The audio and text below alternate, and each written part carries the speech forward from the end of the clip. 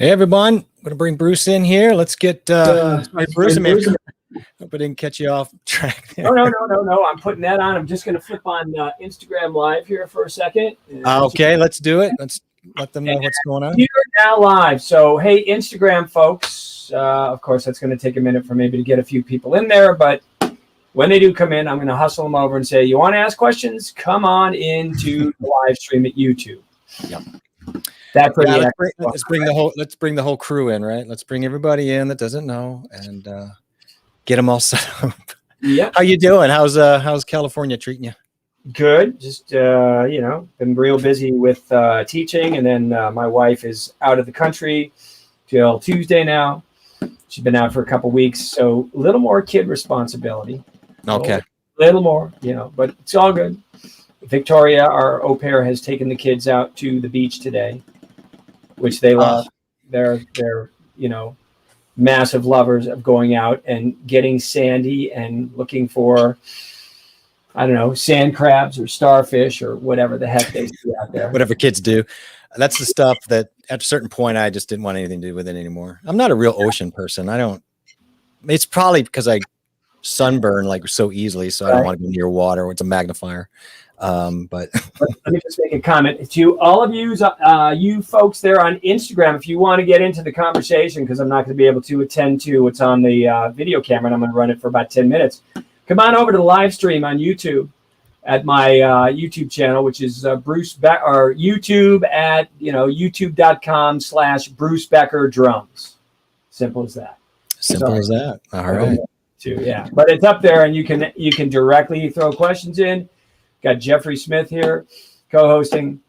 So come on over. I'm going to hang here on Instagram for a little bit and then probably hustle on out and then stay with the YouTube stream. Yeah. So I will here in a second let you take the reins. But if anybody has any questions, let me know. If there's any problems with audio or visual or anything, please dump that in the chat and let me know. Also, if you remember, just put a Q in front of your statement if you have a question. And that'll make it a lot easier to know it's a question. And I assume they're all questions in case. So, all right, Bruce, I'm going to let you do your thing, and we'll get the questions as we go. Okay. Well, yesterday I was sitting on my pad in the... That's not the guy we want. Right. Yesterday I was on the pad in my kitchen, kind of goofing around, and I was looking to do another video. And as I was warming up and just kind of getting loose on the pad, I was doing something that's been... a long-time theme for me, which is playing groups of fives and sitting on over, whether it's 8th notes or 16th notes. And a lot of this stuff was seeded by my passionate drive to go through Gary Chafee's Sticking Patterns book, which is a fantastic book. And so, one of the things I throw it onto my students, or a few of the things, are building up some phrasing ideas. So, you want to start to embellish upon some specific stickings, get familiar with it, play around with it, and then at some point, keep it on that large, lazy Susan wheel so that you can pull it off and try to assemble to build up a better sense of sentence structure. And so some of the things I was messing with were the 5-note sticking, most common that I think a lot of people would know, which would be right, left, right, left, left, right, left, right, left, left, right, left, right, left, left.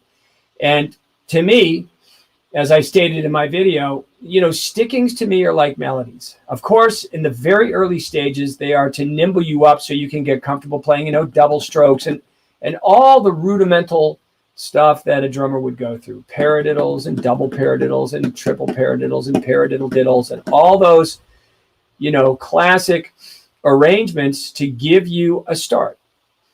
And then if you're looking to, forward yourself through the improvisational goals you might have, it's incumbent upon you to start investigating things and breaking away from the idea of thinking just rudimentally. I always think more like, what is the note value I'm looking for in my drum set? Now, of course, you have limited range of notes. You have, not all 12 tones. But you can be pretty creative with what you have. And there's great examples of drummers out there that do that. And so for me, I was just looking at always building blocks. And so some of these 5-note stickings would offer me A way to also break free of some of the more traditional based 6-note stickings that I might find either in 16th notes or triplets. And so here's the second sticking I would throw down. It's right, left, right, left, right, left, right, left, right, left, right, left. And then a thing that I did quite a while ago, I had a student who was, I forget what we were talking about. It may have had something to do with Tool. Maybe it was Neil Peart. I don't remember, but it was something that was, in the progressive rock vein. And it was, playing Hertas. Maybe it was even Billy Cobham. Billy's known for all those cycles of threes in the early days. And for me, messing around, I used to play this anyway, and I would go like, what is that I'm playing? Sometimes you play and you go like, all right, it feels good. It's cool.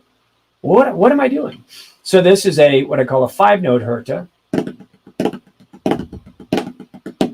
And, in my world, it's always important and valuable to go through the idea of playing it through 16th notes and 8th note triplets.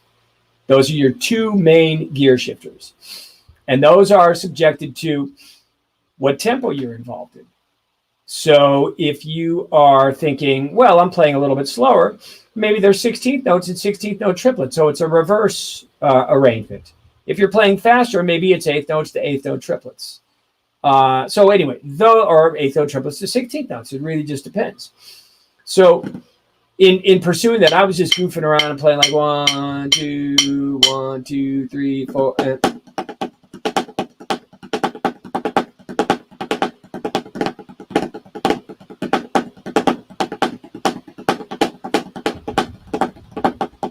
Gosh, okay, so now I'm trying to think too much, but you get the idea. So I'm just throwing in some triplets.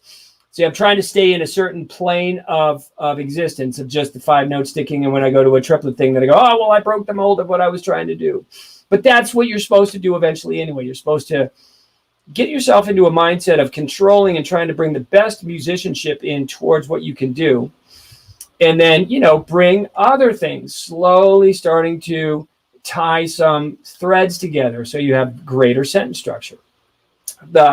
One of the quests that brought me into the 5-note sticking was, like I said, Gary Chaffee's book. But the other thing that what I was really always striving towards was breaking the mold of triplets based on the 6-stroke roll, the 6-stroke roll, the paradiddle diddle, or the 6-stroke roll, or double paradiddles. Even doubles was kind of a new ad for me. But, those would be your principal ideas for playing triplets. And for me, to kind of be able to punctuate different structures of the triplet. If you sit on a paradiddle diddle, you got some arrangements where you can play the upbeat. So you can play 1, 2, 3, 4, oh, 1 and lead 2 and lead 3 and lead 4 and lead 1 and lead 2 and lead 3 and lead 4 and lead. You could get slick and try to put it in the middle beat of the triplet, but it's always going to stay there.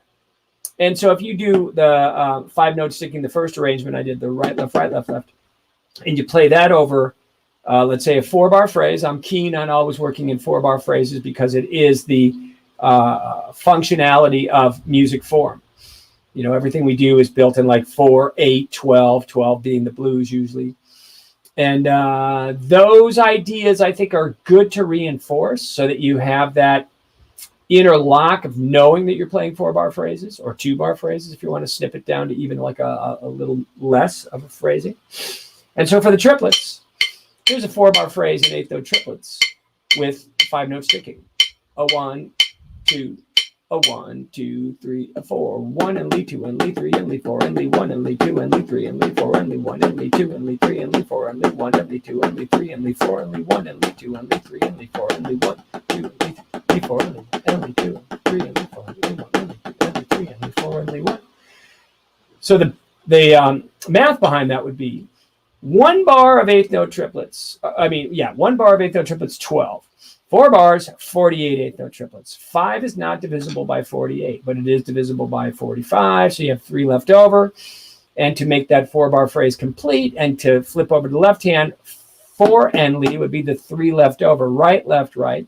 And then you continue on and do a left-hand version of that. Now, if I could, I'd play on my drums, but we don't have that set up yet through StreamYard, so I think it would distort. But I would create melodies of going...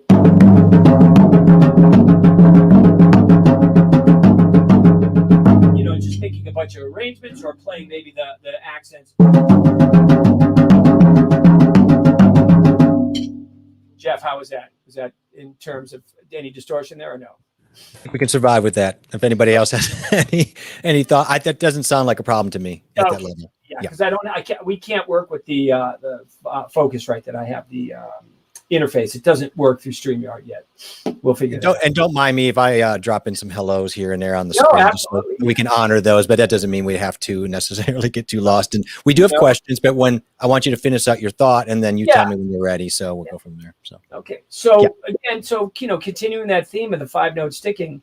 When I was playing triplets, a lot of times when I was a kid, I would just default to the fantastic 6-stroke roll. It's got a lot of variables. You can actually throw an extra 3 beats and make it a 3-beat phrase instead of a 2-beat phrase. So it'd be like. So what am I doing? Here's my 6-stroke roll. And then I'm going to tag a right, left, left. So it'll be 1 and lead 2 and lead 3 and lead 1 and lead 2 and lead 3 and lead 1 and lead 2 and lead 3 and lead 1. Of course, generally I'll superimpose that over 4. And then you could also do the, let's say that was right, left, left for the tag. I'll do it now right, right, left. So it'll be 1 and lead 2 and lead 3 and lead 1 and lead 2 and lead 3 and lead right, left, left, right, right, left, right, right, left. And again, 3-note phrase. So, I used that ad nauseum when I was a kid. It was later that I discovered the paradiddle diddle, and how cool was that for me, because you could modulate to 16th notes easily. You could be going, let's get context to time. A 1, 2, 3, 4. So there's 1, only 2, only 3, only 4, only 1, and 2, and 3, and 4, and 1, and that I can't count that fast. That's too fast. But you get the idea. So in a quest to kind of be able to punctuate some different stress points of 8th note triplets,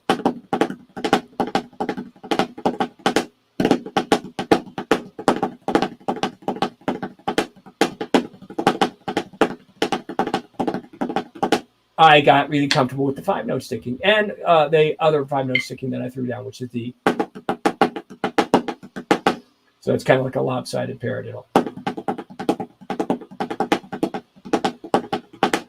And, at this point, I'm always like, I've got off ramps. So I've got little phrases and stickings that are going to lead me to another place. Otherwise, I might get, shit, I'm stuck. And I might not be able to get out of there appropriately.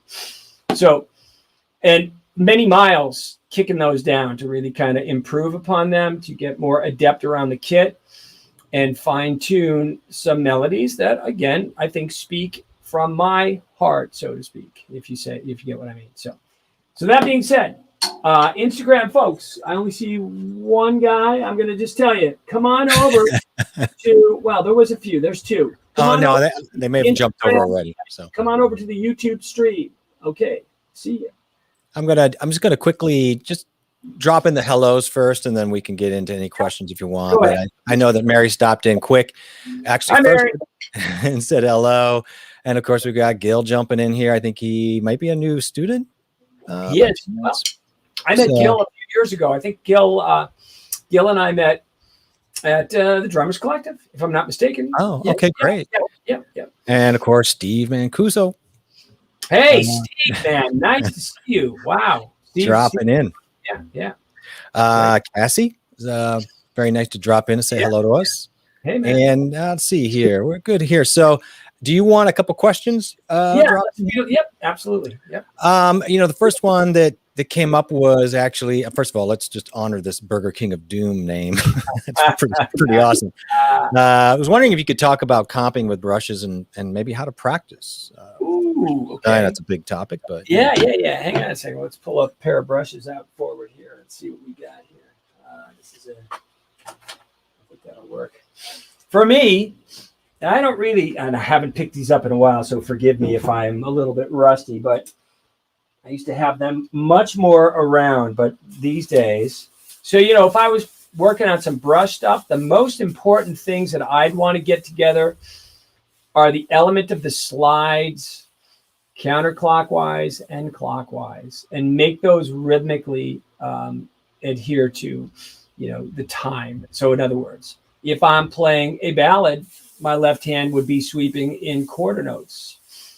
And what I like about playing in traditional grip, and this is the only time I really truly stay with traditional grip, because I've tried match grip, it just doesn't feel as good. You can open and close your hand and really swim around the brush nicely. And so, you know, you want to get that sound in quarter notes. You want to do it in half notes. So 1, 2, 3, 4, 1, 2, 3, 4. Wow, this pad's a little gritty. So when you're doing that, it's again trying to produce a nice white noise, a nice clear sound. Try to get it uninterrupted, and then same with the right hand. Sweep around, do, you know, in this case counterclockwise. My go-to would be that I would be coming in counterclockwise with my right hand, and going clockwise with my left hand. So right hand coming inward. Now I might, you know, change directions, but that's how I built a lot of playing, was just to get that sweeping and all that movement just to be, you know, available. And so that would be the first place I start. And then, you know, you want to work on some systems of playing time, getting some slaps. So if I play a slap with the left hand, because I'm going clockwise, it's more logical to me to slap an of 1 or an of 3 on my way down. 1, 2, 3, 4, or 1. Let's do the one on the of 1. 4, 1, 2, 3, 4, 1, 2, 3, 4, 1, 2, 3, 4, 1, 2, 3, 4, or 1, 2, 3, 4, 1, 2, 3, 4. So because I'm moving clockwise, I used to think all I got to do with this other one, this sweep up on the of 2 and 4. And I worked on that, and then I saw, like, you know, that's kind of a conflict because I'm already playing the of 2 and 4 here. So I would just work on 1, 2, 4, 1, 2, 4, 1,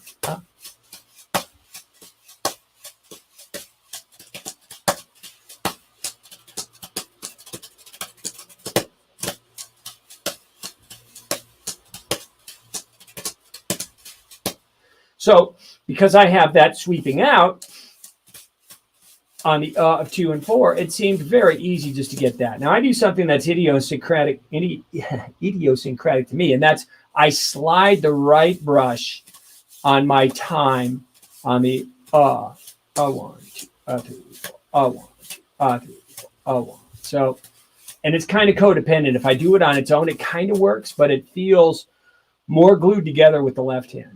So those are some of the things you'd want to work on. Triplets, and get maybe a slide into your double. The basic things would be, you know, get your of 1, 2, 3, and 4 together. That would be where I start. And the primary before that would be work on your tone. Don't worry about too much glitz and glam. Better to play really good, like, sounding brushes than worried about playing a lot of pyrotechnics, because those slides are not easy to get into continuation of white noise and try to get it to be smooth and super just nice and fat and full. It's funny, I was just talking about one of my favorite drummers was a guy by the name of Paul Motion, who came out of the Bill Evans trio, late 50s, early 60s. Later went on to play with, you know, bunch of people, but notable like Keith Jarrett in his American Quartet. And then, you know, he had several solo records out. And one record in particular, I don't think it was a solo record. It might have been a record that he did with Bobo Stenson. And I don't remember who else is on the record, but it was a trio. And he had such an amazing flow of what I would call arrhythmic time. And I was speaking to one of my students who's a jazz drummer of note up in Toronto, who worked with somebody who worked with Paul Motion, and said there was like a rate that they would go by the lyric or by the melody, and kind of just utilize that to sort of be able to be super free with the time. And Paul could just like lay a brush down and go sweep, and it would sound like this full, just amazing musical underpinning to what was going on. So like this just gorgeous kind of sound, and fat and full, but not really playing time. So, you know, you might not like it. You might go, yeah, what is that? But to me, it was so amazing. That was one guy I really wished I would have had a lesson with or talked to. So we have a question, I guess, from France, and Mark Lopp is, can you demonstrate with your technique the single stroke roll from slow to max speed to crush, press, roll, and return? That's okay. Well, okay. I don't know if I'm going to do that like that, but so from single strokes, if I was playing a little bit more on the inside in French grip and then bow out to American, bringing my elbows out and then coming back in to get a little bit more of that bounce, I might do something like that. And I want to get a full range of control so that I'm playing a seamless movement from here. That would be, now if it's in French, it's going to be more forearm oriented. But if I stay in German, it would be wrist bounce oriented. So either way, I could do the wrist bounce in German, and then it morphs into fingers, and I would go back to wrist bounce. Now for a roll, I would just kind of run it in, and if I was doing press rolls, I would go into forearm moves, and then I would open it up back to more of a wristed double stroke, minimizing my forearm usage, and then, pull that and draw that in, and then press roll. I want to get the fingers off. The ring and the pinky finger, they become an obstruction to getting a good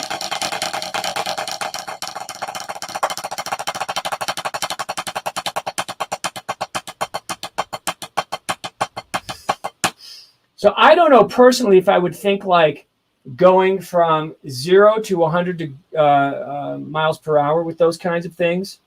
My application would be more rhythmically driven. In other words, if I was playing something like that with rolls, I'd probably be more thinking about the different rhythmic constructs that I could go through.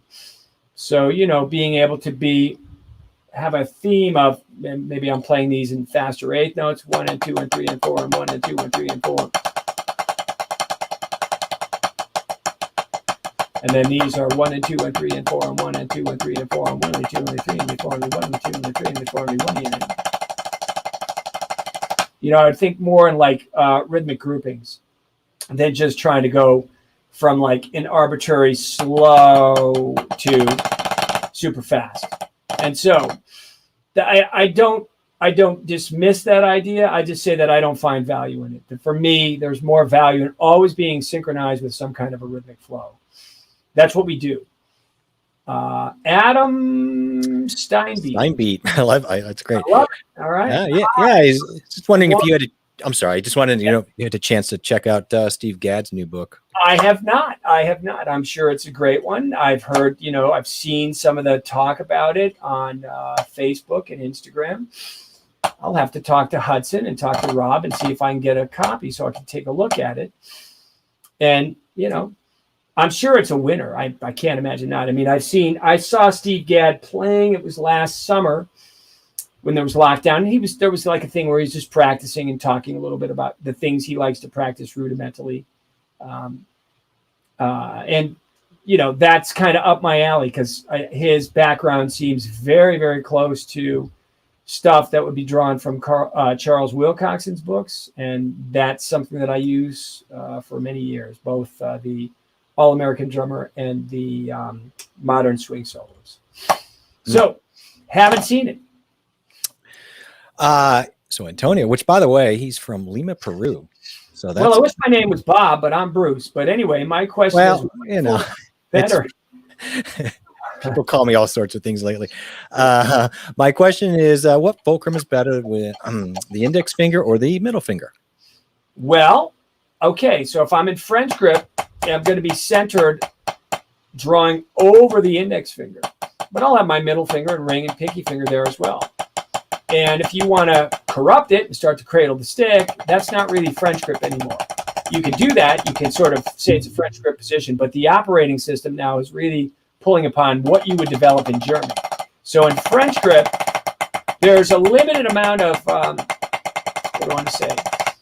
Like that nimbleness that you would get from rudiments. You could do it. I mean, I was just showing one of my students. I could do like 3-stroke rough paradiddles in French. It's a funny... it really sits more up here. I want to be in the back of the hand. So with that being said, the fulcrum for me is a shifting entity. In French grip, it could be the index finger a little bit more.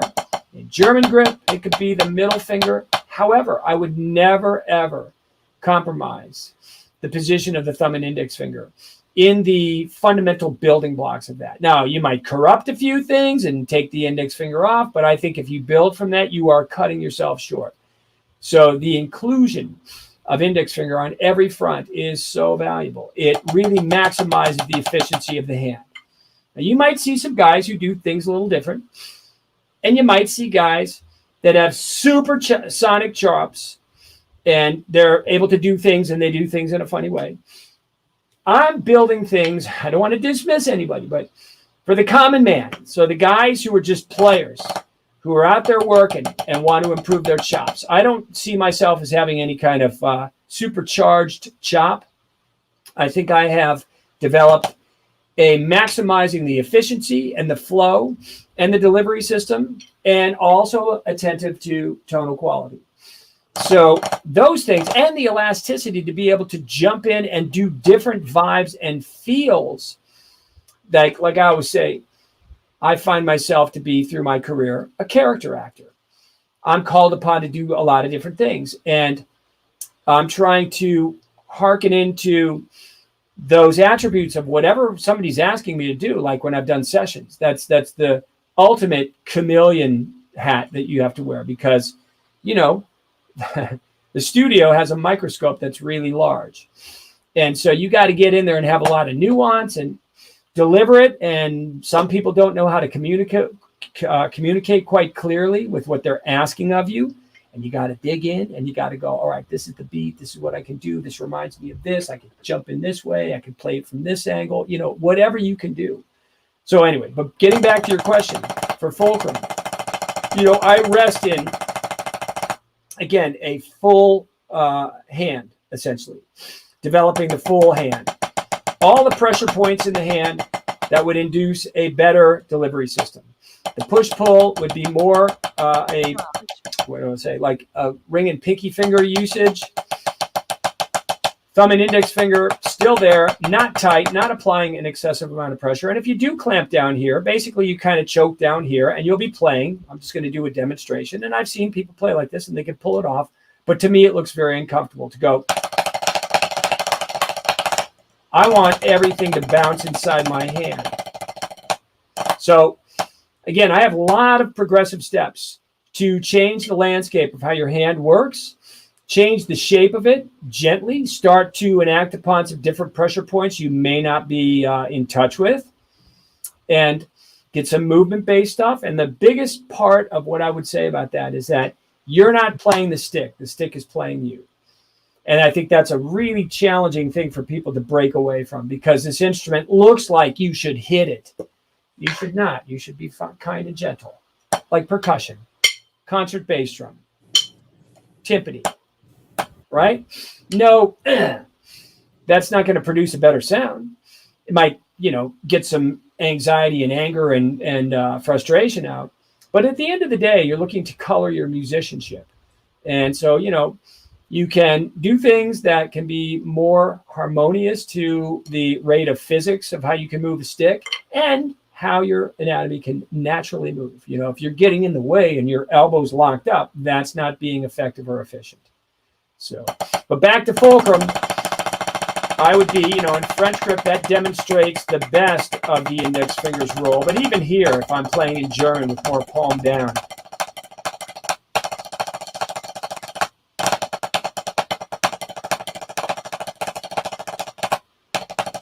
and you can get a nice accent on the upstroke and on the downstroke.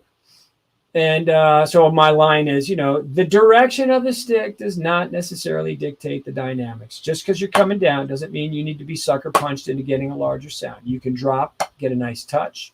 You can get a big sound on an upstroke. And again, maximizing the timing value and how those things move. Just quick on that thought. Everything is about timing. If you are not moving in harmony with rhythmic cycles, you're going to be maybe challenged in terms of what you can get out or the fighting with what you want to get out. I'd rather flow and make it easy. And I'll just do my quick Freddie Gruber. When I was younger, in my 30s, long after I'd studied with Freddie, and I was hanging with him, and he came over to my place in Belgium a number of times, and I'd look after him for about a month. And he'd say, Bruce, when they ask you how you do that, tell them easily. And that was words to live by. Make it easy. Don't fight. Don't fuss. Try to find an easy fluidity. That takes the dedication, the tenacity, and the intellect to sort of look through how things work. And so if anybody needs guidance, I am available. Just, you have to hit me up, and provided we're in a good zone timing wise, I can always make time. I'm sure I have, pretty full schedule, but, World Drummer Staff. Steve, again, can you talk about how to build the push-pull technique using the traditional grip? Yeah. So for the traditional grip, if I look at the way the match grip is set up for the push-pull, it's basically just like a double stroke. It's how I would enact upon a double stroke without overdriving the second stroke. There's no need to yank that stick and overplay it into the hand. It's not necessary. So in a building block of getting faster doubles with the traditional grip, I would use the index finger. And so the index finger is dancing on top of the stick, and the stick is balancing over the web of the thumb, and you are just kind of drawing it in and hopefully getting some density out of that stroke. Now, I'm not a trad guy. I play enough. I have enough inner workings, but I don't sit around and really just practice that. I made a decision a long time ago, and my comfort zone rests in match grip after years and years and years of building my improvisational jazz approach. And, again, I like the feel of this to a degree, but I can never get the bottom of the drum. In other words, when I'm touching the top of the head with a match grip, I feel like I can get at the lightest touch the full body of drum. Here, I feel like I'm kind of skating. That being said, that doesn't mean that this doesn't, have a practical application to many of those who play, but here's how that works. And it's just that. And I'll tell you a funny story. When I was, hanging with Freddie in those times of the European hangs in the 90s, I was messing around with this stuff, with the traditional grip, because I was on my way to go teach in a school that does not exist anymore in Vienna, Austria. And I was working on and revisiting things that I knew about traditional grip from my early studies, because I spent about maybe 6 to 8 months or so working on it as a student of Freddie's. And I have, maybe not now, but I used to have really good recall and a very vivid memory, and I would compartmentalize things. And when I would see it, I'd really hold on to a very clear memory of what that was. And so I'd go through my books and revisit, and all of a sudden this started to work. And I remember playing this in front of Freddie, and he just stared over I was playing on the pad, and he looked over and he stared down at me and went, uh-huh, right. And that was the best validation you could ever get from Freddie. And so that's the way I would use it. Now, how do you use those kinds of things? I don't know. For timekeeping in my right hand, it's very functional. In my left hand, even though I can, do the push-pull, I would, sit a little bit more inside the hand to dance for whether it's a shuffle, for fast doubles. You're going to draw that into the hand. So that's going to be a component of the push-pull method. So to get that together, you got to work that. And so when you're working it slow, it's kind of aggravating, because you could go, well, why am I even doing that? You could just sit and bounce the stick like this, from a forearm perspective with what I call the loop. But, to get the trigger finger, the index finger, to really draw in and feel that sensibility, it takes time to work it so that when you get it to here, you can get it just to dance and push the stick along. And again, as far as practical musical applications, not quite sure where to bring that. Your creative juices can maybe help lead you to that place where you find the functionality of it. I think everything's on the table in terms of technical ideas.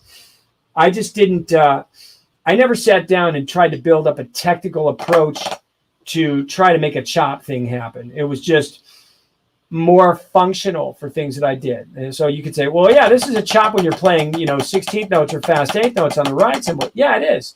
But it's functional.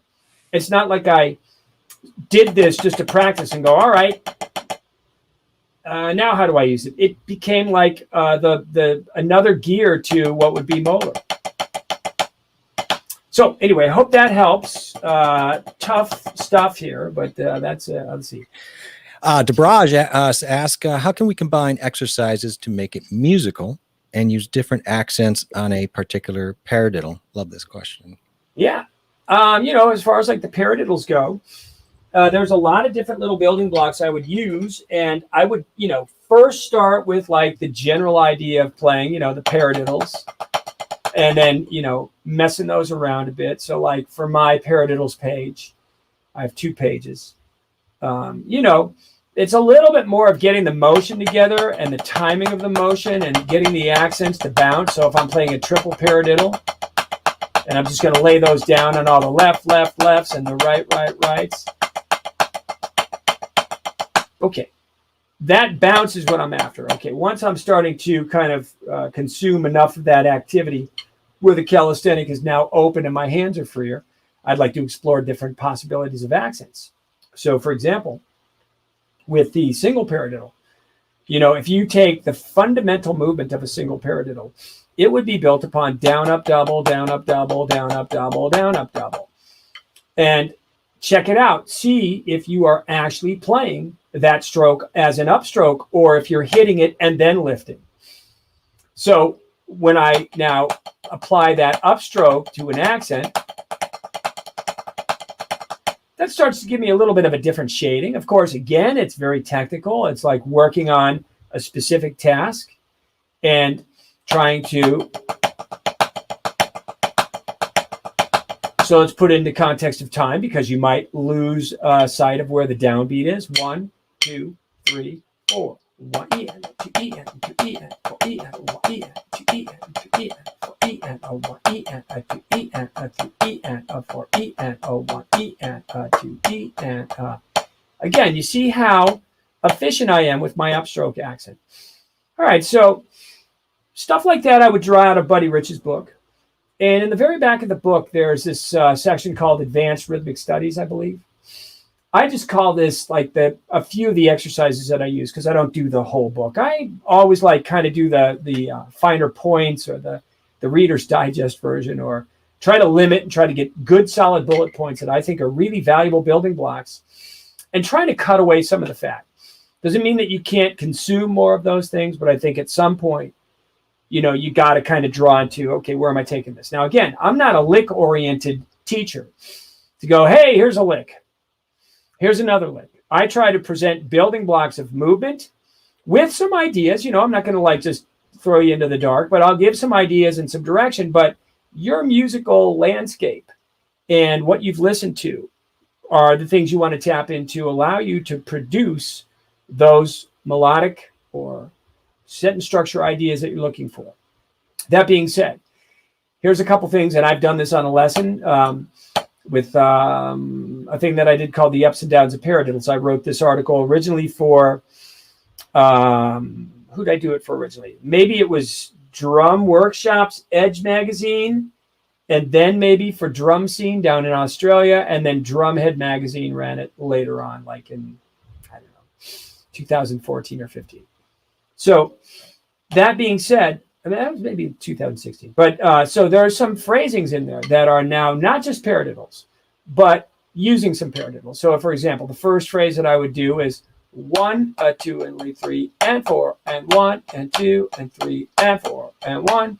So 3/4 of that phrase is a single paradiddle and a triple paradiddle, but led off by, I don't know what you'd call that, but just a da ba do ba da do ba da da da. So 1, 2, and 3, just like a nice triplet phrase. I want to keep that in the hand a little bit so I can start to feel like, so you can almost call it like a 5-stroke rough. It's not really, but you know, it's got the leanings towards. But so that phrase,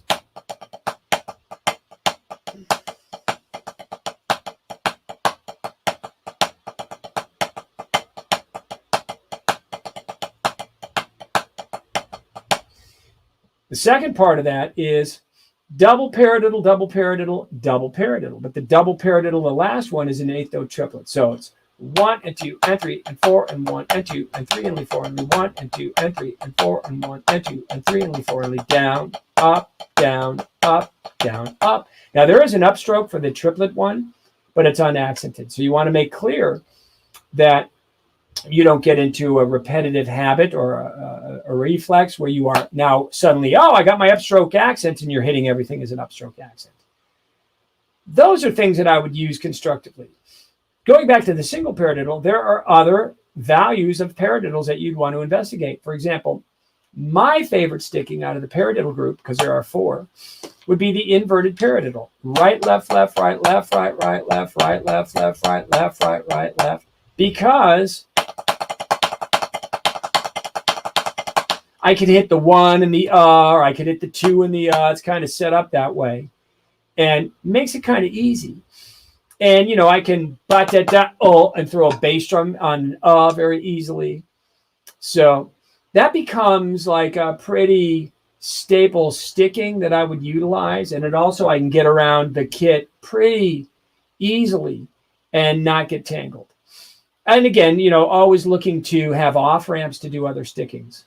But in general sense, you know, the creative zone and the musical side of the paradiddle, whether it's sitting on a pad or playing it as a pattern, you know, playing it as a pattern, so functional. David Garibaldi, his constructs of what he does is, you know, centered around paradiddles.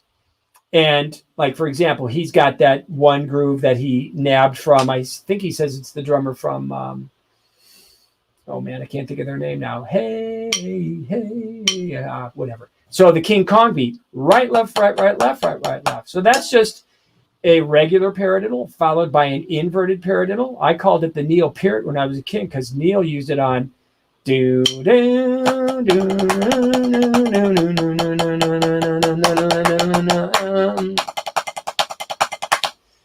I love that one. That's a user-friendly one. I mean, I got to be sitting more musical than just sitting here, you know, hitting the pad. But those patterns, you can go through and play. I take out a stick control, you know, the paradiddles, page 5, number 5, 6, 7, and 8, and work them into discovering all the accent structures. So if I play the single paradiddle, I'd start 1, 2, 3, 4, 1, 2, 3, 4, 1, 2, 3, 4, 1, 2, 3, 4, 1, 2, 3, 4, 1, 2, 3, 4, 1, 2, 3, 4, 1, 2, 3, 4, 1. Oh, I kind of goofed there, I think. I don't know. That would be 4 exercises with 1 paradiddle. Now, go through that and do that the inverted, number 6, the reverse paradiddle, number 7, and the second inversion, number 8. And now you have 16 exercises. Pretty challenging. Put it on your hi-hat, put it on your snare drum, get a nice, simple, either a half note bass drum or a quarter note bass drum, play it slow, and see how playing those accent structures, now those will be all downstrokes. You would build them to play them down. And they're all identified. Like if you play 5, 6, 7, and 8, you have every combination of the accents. But now when you put it over the actual paradiddle, for the example of what I just did, because it's shifted to the different partials of 16th notes, it's got a different feel to it. And it's got a little bit of a different headspace to collectively keep your sense of order. Anyway, so those are, you know, fantastic things. I do those. I've got a student that's been with me for a few years. And we went through those, man, and we did it with all the different accent structures, with different bass drum approaches, started to use Gary Chester's New Breed for bass drum content. We put it with rumba clave. This guy can groove, man. He has like a really nice flow with like some funky patterns. And it was just, again, me being the coach to design, him following through. I try to not tailor made, but, put in order. I like to get to know all my students where they're coming from musically so I can fulfill what your needs are and what your desires are. I'll put a few twists that I think are important if you are not attentive to those things and go, hey man, you ever think about this? So those are some of the things. So Mr. Lindsay, I just want to put a couple highs in here. There's some real generous people today, and I thought we just honor them. But Mr. Lindsay says hi, of course, and hey man, and Cassie's always really nice and thanking us for the live stream, which I think is always a great thing to hear. Yeah. Oh, it looks like Brian Paul says, cool show. There you go. Very nice. All right. Very cool. So, we have a question here from, actually it's Gil, and wants to know, says, never been much of a rudiments guy. Which one would you suggest to be important to concentrate on?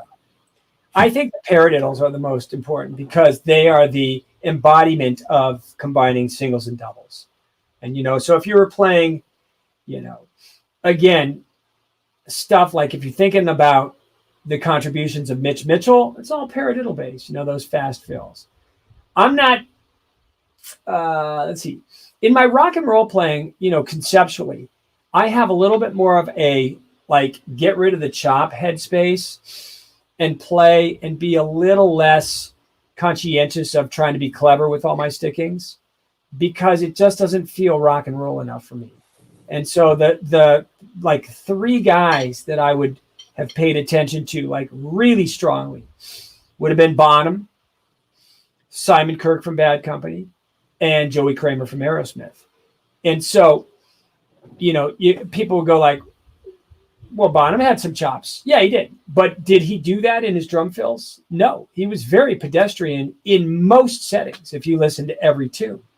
He's not doing a lot of, he's got his Berlioz, his bucket of fish. But that's used sparingly. And if you listen to, Whole Lot of Love, those are all just straight around the set, There's one tune I'd point to you that you could hear a different element of Bonham. Go check out the tune Night Flight from Physical Graffiti and listen to those fills. Those are really cool. They're kind of jagged. Go. I don't remember. I can't call them forward right now, but pretty cool. And he's also got a nice triple on the bass drum. He's going do go go go go back do go back go go go go back. So Iana with the bass drum, pretty cool. But with guys like Joey Kramer and Simon Phillips, and Simon Kirke, I'm talking about that 70s period. So, all the Zeppelin that I listened to up to 77, which would have been, or 76, which would have been the Presence record. I did listen to the In Through the Outdoor record a little bit.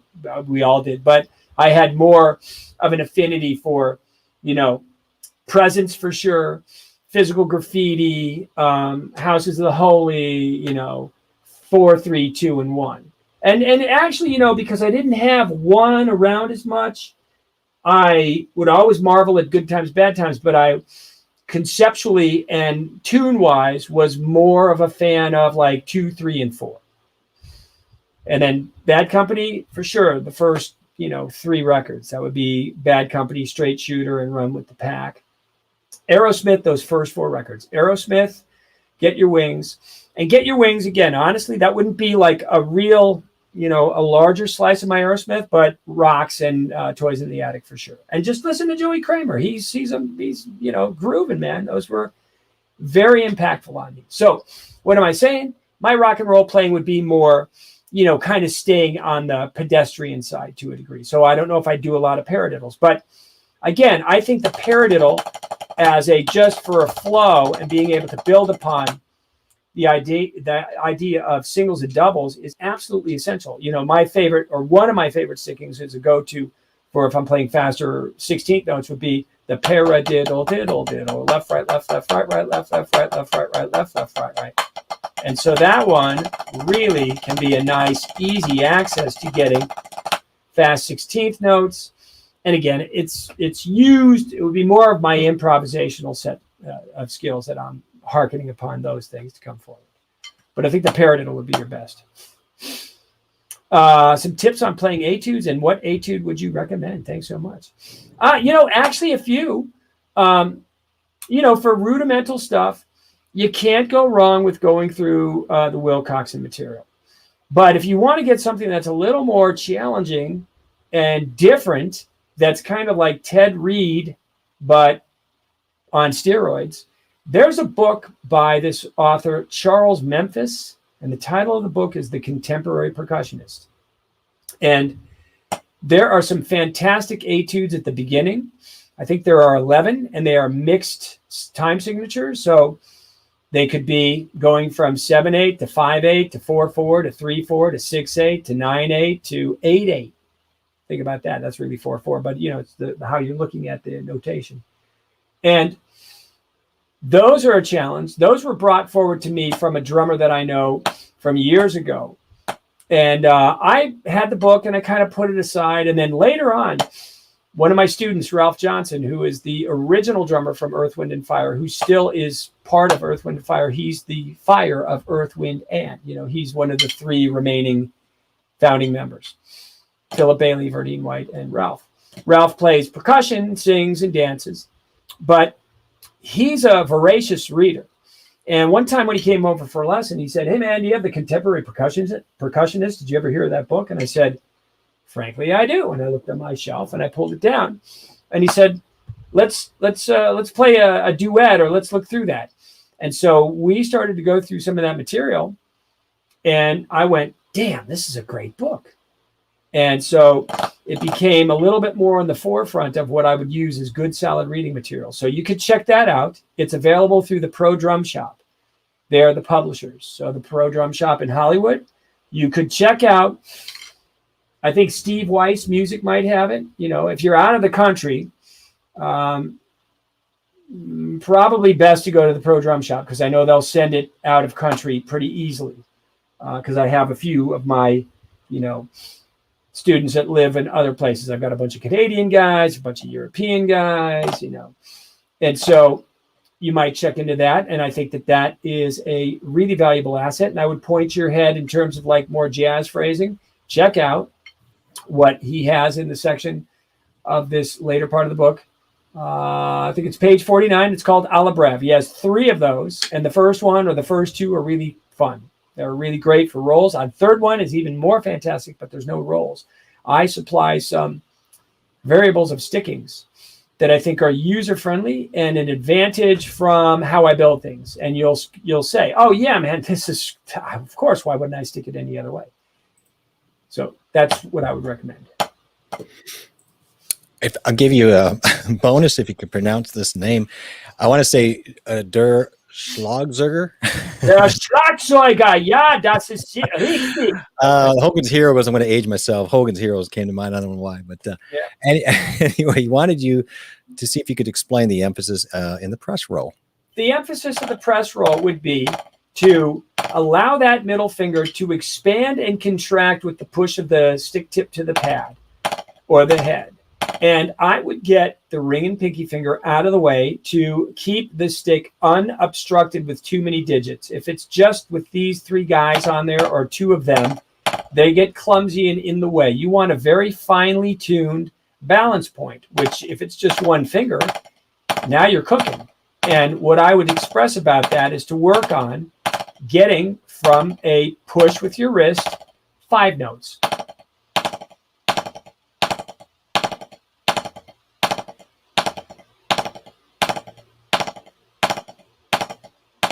Now, when I push, like I said, my middle finger kind of expands and then it slowly draws in with the reverberating stick. Hard to describe in clear words, but it's like if I look at molar as a macrocosm, how my fingers draw in to bring the stick back to me as I throw down my first big throw, that middle finger works the same way. And so you don't want to kill it. You want to expand it. So you want the middle finger to kind of draw and expand the amount of buzz you get. And once you get those, you want to work under the guise of some rhythmic components. So you may say, well, okay, this is my tempo. If I played a buzz roll here, let's say I'm in an orchestra, and I see, a half note roll. And the tempo was 1, 2, 3, 4. So if I went 1, 2, 3, that's not going to cut it. Okay, let's go up one. Let's go 16th note triplets. 1, 2. No, that's not going to work either. Let's try 32nd notes. 1, 2. Maybe even, a higher rate of rhythmic activity. So I would be one to mess around, and of course on the pad, it'd take me a moment to just sort of warm up my buzzes. But what I want to get is variables of rhythms. I may do something that's like, if I examine it on the backside, I go, oh wow, that was a 7-note sticking, but it just felt right to get it out.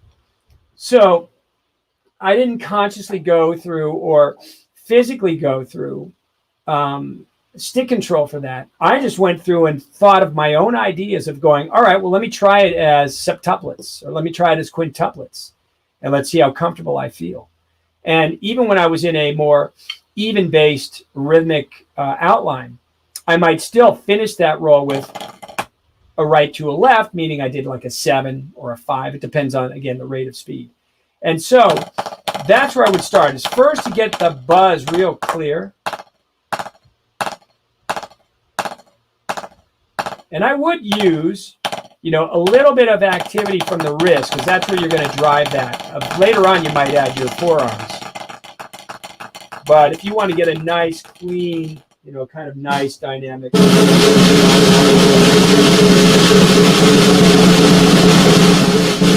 You're going to draw into, I think, a wrist would be a more effective, efficient way to start.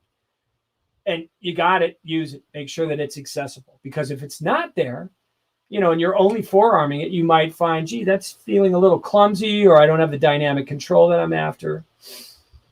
And I've had, well, let's see, a couple, but I know one more recent, maybe as far as maybe about not quite a couple years ago, a classical student from USC come out and study with me to work on press rolls specifically, which I thought was pretty cool. She saw me in a master class that I did there and wanted to get my twist on the development of that. So anyway, that's where I stand with that. Hi, Bruce. Great. Yeah, I'm sorry. Yeah, we're reading on each other. Steve wanted to know, he said, please share some tips on how to develop fluidity with the flam paradiddle. That's what Steve Gadd throws down in his first video. And it's in the forward section of the breakdown of the rudiments in the modern swing solos from Will Coxon. That's just a tough one. I don't know. When I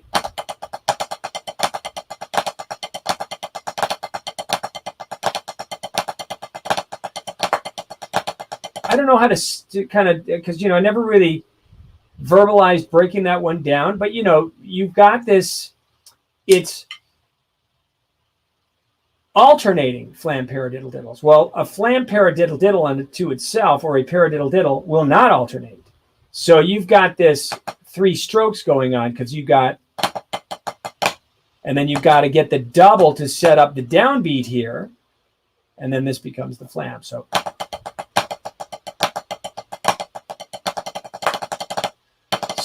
I'm not really warmed up. Let me try on this pad a little bit. Oh, I know this is too high too. That's what was bugging me. So let's tilt too high. Sorry for the adjustments here. Here we go.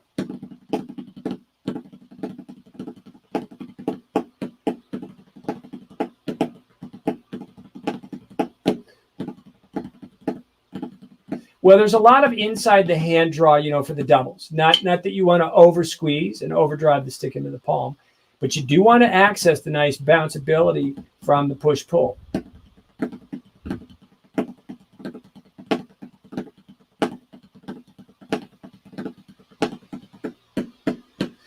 And as Jimmy Chapin told me many years ago, he said very matter-of-factly to me, that's the stupidest rudiment ever invented.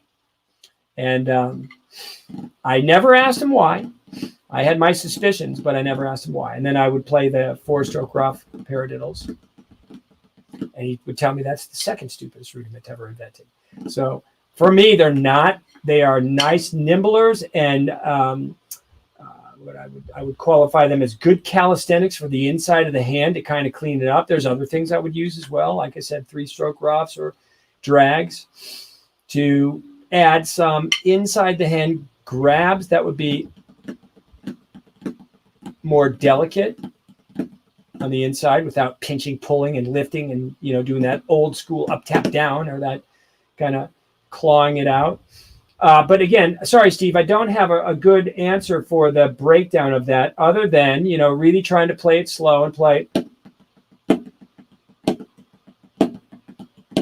So the three notes are going to go da da da da da da. So the diddle, or the paradiddle diddle, the second diddle, is going to be coming up to set up the downstroke.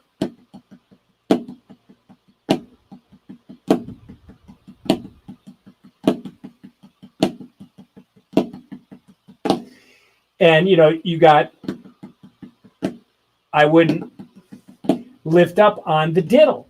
Normally on a paradiddle diddle, you'd be playing lifting up, but that's going to stay down, and it's going to transfer your lift to the second diddle. That's essentially how I would break it down. But I'd have to think about that just to sort of maybe get a better sentence structure to that. I have accumulated pretty good clarity with how to describe a few things, but that one's right on this hot seat, kind of eluding me. So sorry about that. Well, it's going to work out. It sounded pretty good to me. It looks good. You could see, I don't know, you could see what's going on. So it's great. I thought it was a great demonstration. Got a good view. I like the way the camera's set, because this is a good view. You can see the little bit of the profile of the right hand. Yeah, you get enough of that wrist, what's happening in the arm. It's great. It's a great position for the viewer, I can tell you. We're caught up on questions. Okay. Two are at an hour, so I don't know if you want to continue or you want to. We're good. I think that's it. I think great questions, great time. I got a little bit of a schedule today that I got to adhere to, so I can't really draw too over the hour, but always a blast. I want to thank Jeffrey for hosting, and thanks to all the questioners and all the just people who were there making their presence known that they were here. And everybody was great. What a great crowd today. Great questions. It was a lot of fun, and it was always a generous chat. It's always a great community. So always happy to engage. All right. So I will say this before we part. There is a masterclass I will be doing. We haven't pinned down the date yet, but keep your eyes peeled. Mm-hmm. This one's going to be a good one, because this is going to go to all the inner workings of what I do with the feet. And that's something just like I bring the same spirit of agility inside and outside to the hand position, I do the same thing with the feet. Make it functional, make it work, and most importantly, add some weight and some tone to your bass drum. That'll be fun. That'll be exciting, actually. Yeah. Everybody's always looking for good feet stuff. That's always like a high demand in our area, and always seems like people want to know what your thoughts are, considering if you can take what you do with your hands to your feet. I mean, come on, that's it's a beautiful thing. So we'll get out some information on that as it goes, and I think some exciting stuff coming up. So All right, people, get to your sticks with your pad and hang out and practice, and we'll see you for another live stream. Do your homework. We'll see you next time. So, all right, Bruce, I appreciate it so much, and we'll see you next time. Peace. Peace. All right, everybody, we're gonna head out.